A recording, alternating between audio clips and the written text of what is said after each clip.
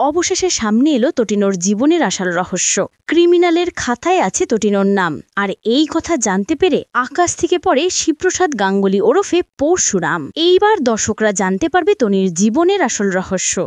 একদিকে যেমন আইনের রক্ষক পরশুরামের জীবনে আছে গোপন রহস্য, ঠিক তেমনি অন্যদিকে সাধারণ গৃহবধূ তটিনোর জীবনেও আছে এক গোপন রহস্য। বন্ধুরা, পরশুরাম ধারাবাহিকের আজকের পর্বে দেখানো হয়েছে স্পেশাল ব্রাঞ্চ কবিরকে টানতে টানতে কোর্টরুমের ভেতরে নিয়ে যেতে চায়। তখন কবির বলে, আমাকে একটুখানি সময় দিন। এই বলে কবির টনির সামনে দাঁড়ায়। কবির তটিনীর সামনে হাত জোর করে বলে, দিদি দিদি, আমাকে কি আরেকটা সুযোগ দেওয়া যায় না? আমি আপনাই কথা দিচ্ছি, আমি নিজেকে শুধরে নেব। দিদি দয়া করুন, আমাকে দয়া করে আমাকে একটা সুযোগ দিন। তখনই বলরাম কবিরকে বলে, এখানে নাটক কেন করছিস? হ্যাঁ, কেন নাটক করছিস? এই সৌরভ, ওকে নিয়ে চল, ওর নাটক দেখার সময় আমাদের নেই। এবারে সৌরভ আর মায়া কবিরকে টানতে টানতে ওখান থেকে নিয়ে যায়। অন্যদিকে কর্ণ চ্যাটার্জির এমন অসহায় অবস্থা দেখে কর্ণ চ্যাটার্জি ভীষণ আপসেট। তখনই আসে কর্ণ চ্যাটার্জির উকিল। কর্ণ চ্যাটার্জি তার উকিলকে বলে, আর কোনোভাবেই আমার ছেলেকে বার করা সম্ভব নয়, তাই না? মনে হয় ওর জামিনেরও আর কোনো ব্যবস্থা করা যাবে না। উকিল জানায় কেসটি আসলেই ভীষণ জটিল হয়ে গেছে। I am sorry. এই বলে আসামি পক্ষের উকিল ওখান থেকে চলে যায়। কর্ণ চ্যাটার্জি কান্নায় ভেঙে পড়ে। তখনই সেখানে আসে তটিনী। টনি এসে বলে, কর্ণ চ্যাটার্জি, আপনার এই কান্নাই বুঝি আপনার সারা জীবনের সম্বল। এখন বুঝি আপনাকে সারা জীবন এইভাবে কেঁদেই বাঁচতে হবে।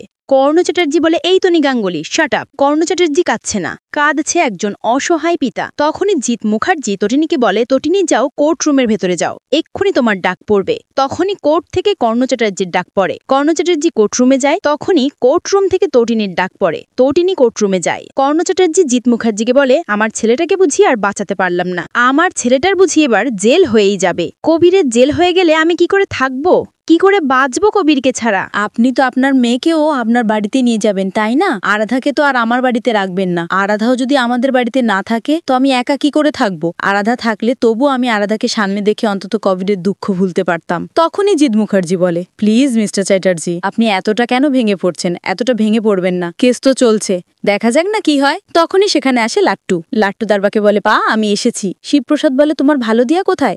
লাট্টু বলে, ভালো দিয়া গাড়িতে বসে আছে। শিবপ্রসাদ বলে, ও আচ্ছা, চলো। তখনই লাট্টু বলে, পা মামি কোথায়? শিবপ্রসাদ বলে, তোমার মাম কোর্টরুমে আছে, চলো এবার আমরাও সেখানে যাব।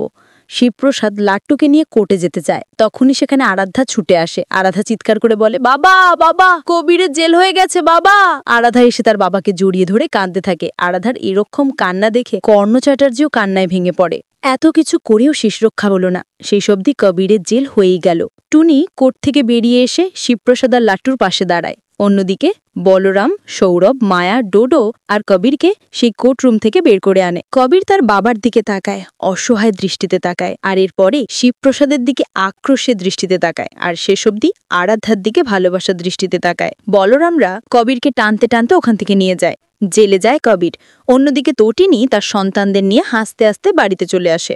এরপর দেখানো হয় নন্দিনী বাড়িতে ফিরে এলে সত্যজিৎ মুখার্জি নন্দিনীকে বলে, এইবার তুমি আর তোমার বোন টনি তোমরা দুজনেই খুব খুশি হয়েছো, তাই তো? আমাদের পরিবারের মান সম্মান সবটা ধরে মিশিয়ে দিলে তুমি। প্রেস মিডিয়া চারদিক থেকে আমাদের ছবি তুলছে, ঘিরে ধরেছে আমাদের। কি নিউজ হচ্ছে, আমাদের বাড়ির জামাই সে একজন ক্রিমিনাল। সবাই আমাদের পরিবারের দিকে আঙ্গুল তুলছে, আমাদেরকে ক্রিমিনাল বলছে সবাই। সত্যি কি আমরা ক্রিমিনাল? তোমরা দুজনেই শুধুমাত্র নিজেদের স্বার্থ ভাবলে। তোমাদের নাম হলো, ফেম হলো, জয় জয়কার হলো তোমাদের। আর অন্যদিকে আরাধা, তোমাদের ছোট বোন, তার জীবনটাকে তোমরা শেষ করে দিলে। নিজেদের স্বার্থে আরাধার জীবন শেষ করে দিলে তোমরা। একবারও ভেবে দেখেছো আরাধা কি করে বাঁচবে? নন্দিনী বলে, তোমাদের এইসব ঠুনকো মান সম্মানের ধারা আমি ধারিমা। কবির যেটা করেছে তার সাথে সে পেয়েছে। একটা কথা বলো তো ড্যাডি, আজ হঠাৎ তুমি তোমার মেয়েদের কাছে এতটা আশা কেন করছো? তোমার মনে নেই তুমি তটিনীর সাথে কি আচরণ করেছো? তটিনী যখন বিয়ের পরে নতুন জামাইকে নিয়ে বাড়ির দরজার সামনে দাঁড়িয়েছিল, তুমি ধুর ধুর করে তটিনীকে বাড়ি থেকে বার করে দিয়েছিলে, তাড়িয়ে দিয়েছিলে তাকে। জামাইয়ের মুখটাও দেখোনি, আশীর্বাদও করনি। আর সেই তটিনীর থেকে আজ তুমি কেন এতটা চাইছো? শুধুমাত্র নিজের স্বার্থের জন্য? নিজের স্বার্থের জন্য তুমি আবারও তাদেরকে ব্যবহার করতে চেয়েছিলে, তাই না? কিন্তু সেটা তুমি পারোনি, তাই তো তোমার গায়ে এত জ্বালা ধরছে। তখনই আরাধ্যার মা বলে, নন্দিনী চুপ কর, তুই তার সাথে এভাবে কথা বলছিস, একবারও কি ভাবছিস? আয়ুষী বলে, ওদেরকে বলে কোনো লাভ নেই মা, ওরা যদি এটা বুঝতো তবে তো হতোই। এরা শুধু নিজেদের স্বার্থই বোঝে। এই তো নন্দিনী মুখার্জির নাম হয়েছে, ফেম হয়েছে, এখন একের পর এক কেস পাবে সে, এটাই তো চেয়েছিল। জনপ্রিয়তা চেয়েছিল তো সেটাই পেয়েছে। ভূমিকা বলে, তোমরা কেমন তটিনী আর নন্দিনীকে দোষারোপ করছো বলো তো? যে অপরাধী সে কিন্তু অপরাধের শাস্তি পেয়েছে। সত্যজিৎ মুখার্জি বলে, তাই বলছে, তোমার খুব আনন্দ হচ্ছে, খুব মজা হচ্ছে তোমার? তবে নাও, আরাধার দিকে তাকিয়ে তোমরা হাসো। আমার ভাই জিৎ, সে ঘরে মুখ লুকিয়ে আছে, তার দিকে তাকিয়ে তোমরা হাসো। হাসো না কেন? একটা কথা শুনে রাখো নন্দিনী, তুমি আর তোমার বোন যে অন্যায়টা করলে এর সাজা তোমাদের পেতে হবে। সারা জীবন চোখের জল ফেলতে হবে তোমাদেরকেও। তখনই তটিনীর মা বলে, চুপ করো তুমি, তুমি কি করছো? হ্যাঁ, তুমি নিজের মেয়েকে অভিশাপ দিচ্ছ? তখনই আরাধ্যা বলে, আমার আর এসব কিছু ভালো লাগছে না, আমার জীবনটা শেষ হয়ে গেল। কি পেলাম আমি বলো তো, কি পেলাম আমি? আমার সংসারটা থাকলো? তখনই ভূমিকা বলে, তুমি তো এই বিয়েটা করেছিলে কবিরকে বাঁচানোর জন্য, তাই না? আরাধ্যা বলে, হ্যাঁ, আমি বিয়েটা করেছিলাম কবিরকে বাঁচানোর জন্য। হ্যাঁ, আমি প্ল্যান করেই বিয়েটা করেছিলাম, কারণ আমি কবিরকে ভালোবাসি। তোমাদের মতন আমার ভালোবাসা মিথ্যে নয়। এখন আমি কি করব বলো? কাবির জেলে আছে, আমার শ্বশুরমশাই আমাকে আর বাড়িতে হয়তো নেবে না। আমি এ বাড়িতেও থাকতে পারবো না, কারণ এই বাড়িতে থাকতে হলে আমাকে মাথা নত করে থাকতে হবে। সবসময় আমাকে শুনতে হবে আমার স্বামী জেলে আছে, আমি বাড়িতে থাকতে পারবো না। আমি কোথায় যাব বলো, আমি কোথায় যাব?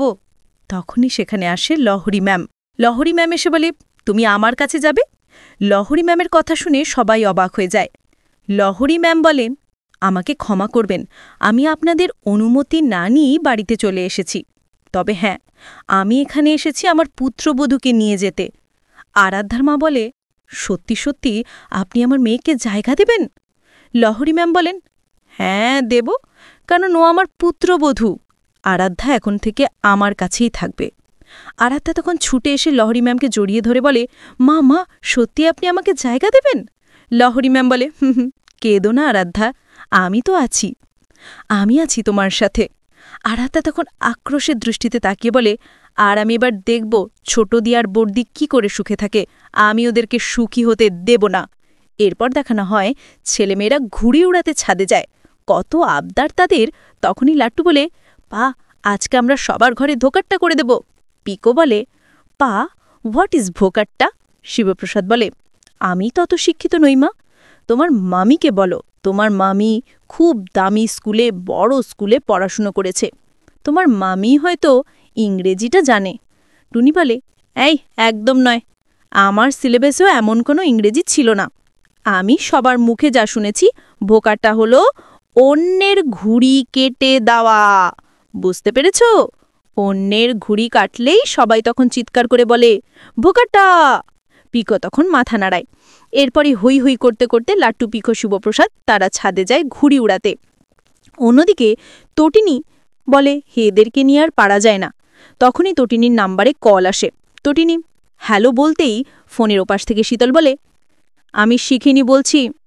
তটিনী বলে, শিখিনি নামটা খুব পরিচিত মনে হচ্ছে, কিন্তু মনে করতে পারছি না। তখনই ফোনের ওপাশ থেকে শীতল বলে, আমি শিখিনি, তোমার হাজবেন্ডের প্রেমিকা। কথাটা শুনেই তটিনীর মনে পড়ে যায় শীতলের কথা।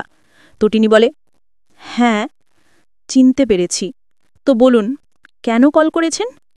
শীতল বলে, কংগ্রাচুলেশনস, সব চ্যানেলে আপনাদের নামে জয় জয়কার শুনছি, আপনারা কেস জিতে গেছেন। তবে জানেন তো, কেস জিতে গেছেন বলে নিশ্চিন্তে থাকার কোনো অর্থ নেই কিন্তু, কারণ এই শীতল এখনও বেঁচে আছে। শীতল আপনাদেরকে ভালো থাকতে দেবে না, সুখে থাকতে দেবে না, সব কিছু শেষ করে ফেলব। লড়াইয়ের এক প্রান্তে দাঁড়িয়ে আছি আমি, পরশুরাম আর শিবপ্রসাদ গাঙ্গুলি, আর অন্য প্রান্তে দাঁড়িয়ে আছেন আপনি, লাট্টু আর পিকো। আপনাদেরকে শেষ করে ফেলব। শীতলের হম্বক্তিম্বিতে তটিনী খানিকটা নার্ভাস ফিল করে। আগামী পর্বে দেখানো হবে বলরাম পরশুরামকে কল করে। বলরাম পরশুরামকে বলে, তোর মনে আছে রিভার সাইডে সেই ঘটনাটা, একটা ভয়ঙ্কর বড় ঘটনা ঘটেছিল? পরশুরাম বলে, হ্যাঁ মনে আছে, বল না। বলরাম বলে, আরে ওই যে ওই ঘটনাটা, নৌকা করে অনেকগুলো মেয়েকে এপার থেকে ওপারে নিয়ে যাওয়া হচ্ছিল, আর প্রত্যেকের সাথেই ক্রিমিনালরা জড়িয়েছিল। পরশুরাম বলে, আরে বল না, আমি তো জানি, মনে আছে সবটা, তুই কার নাম পেয়েছিস সেটা বল। বলরাম বলে, ওদের মধ্যে আমি নাম পেয়েছি তটিনী গাঙ্গুলির। কথাটা শুনেই শিবপ্রসাদ গাঙ্গুলি ওরফে পরশুরামের পায়ের তলা থেকে মাটি সরে যায়। তার মাথায় যেন আকাশ ভেঙে পড়ে। পরশুরামের জীবনে যেমন গোপন ঘটনা আছে, ঠিক তেমনি তন্নির জীবনেও আছে বিরাট গোপন ঘটনা।